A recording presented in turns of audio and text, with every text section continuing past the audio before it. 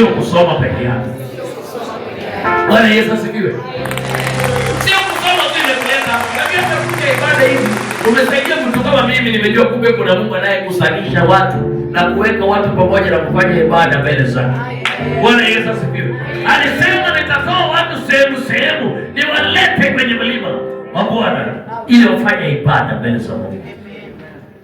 Bwana Yesu asifiwe. In the presence of God you are free. In the presence of God, ukisikia kuchoka you can sit down. Ukisikia kama uko sawa you can stand. However, whichever. Bwana Yesu asifiwe. Usikompete na wengine kama mimi kusimama ni neema.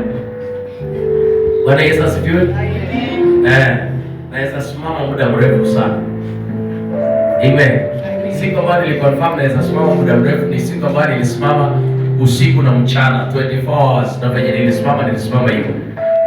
Nikasema shwari. One day. Yaani nilianza kusimama asubuhi, nikasimama mpaka kesho asubuhi. Nikaconfirm kumbe niko na neema ya kusimama. Kwa hivyo ukisikia kama umechoka, tafadhali usije ukaanguka tukasema kwamba sijui ni roho anakuangusha, kumbe ni misuli zimechoka, so unaanza kuanguka. Usikemee pepo penye hakuna pepo. Bwana Yesu asifiwe. Bwana Yesu asifiwe. Our lives are in Christ Jesus. Amen. So it is in Christ that we know who we are. Oh God. It is also in Christ that we find what we are living for. Bwana Yesu asifiwe. Amen. So salimia jirani, mwambie jirani. Your life is all about God. So jirani, it is God. It is God. Bwana Yesu asifiwe. Amen. For you to live, it is God. Amen. For me to see you here, it is God. For you to see me, asifiwe. So nataka niongee na mtu wa Homa Bay.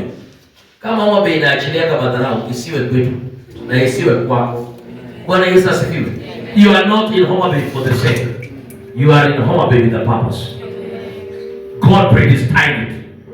Hiyo tafsiri ningepata mtu mwenye angesoma version tofauti. Kuna version inasema kwamba God recorded our things. He recorded our days. Kuna mtu hapo na version kama hiyo. Ephesians chapter 1 verse 11. Mwenye kuna version tofauti. Angalia. Your days were already recorded in the sight of God, in the presence of God.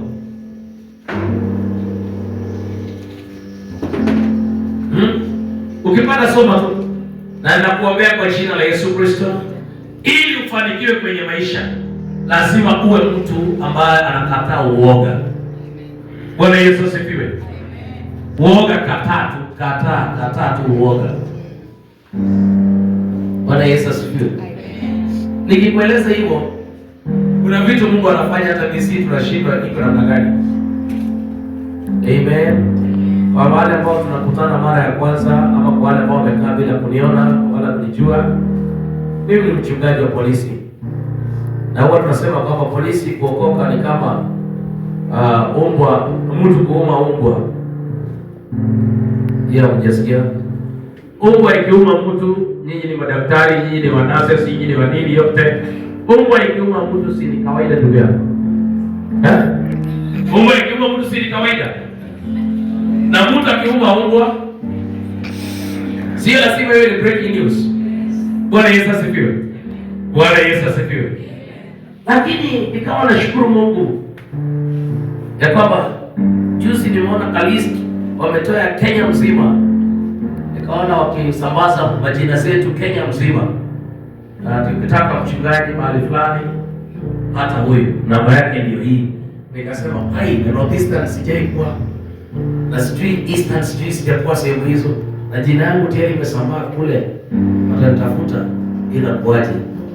It is God. Bwana Yesu asifiwe. Bwana Yesu asifiwe. Amen. So one thing that I'm challenging us this afternoon is that it is in Christ that we find who we are and what we are living for. Long before we first heard of Christ and before we got our hopes up, He had His eyes on us. Bwana Yesu asifiwe. Mtu salimie jirani, mwambie jirani, God is looking for you. His eyes is on you. In Jesus name. Salimia wengine, mwambie jirani, don't lose hope. There is a God in heaven. He is not against you. He is for you.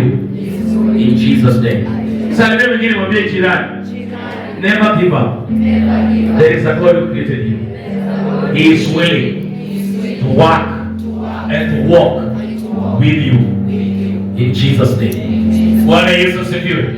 And I want you to get this. In the name of Jesus, I'll just read Isaiah chapter number 43. Hallelujah. Kama wewe ni mwimbaji, ukisikia kama umechoka, unaruhusiwa kukaa chini. Na tafadhali, kama Mike unaweza kaa karibu na wewe, si dhambi. Nimekuruhusu kwa sababu nafasi hii ya kudumu nimepewa kibali na Mungu pamoja na uongozi wake. So unaruhusiwa kukaa chini.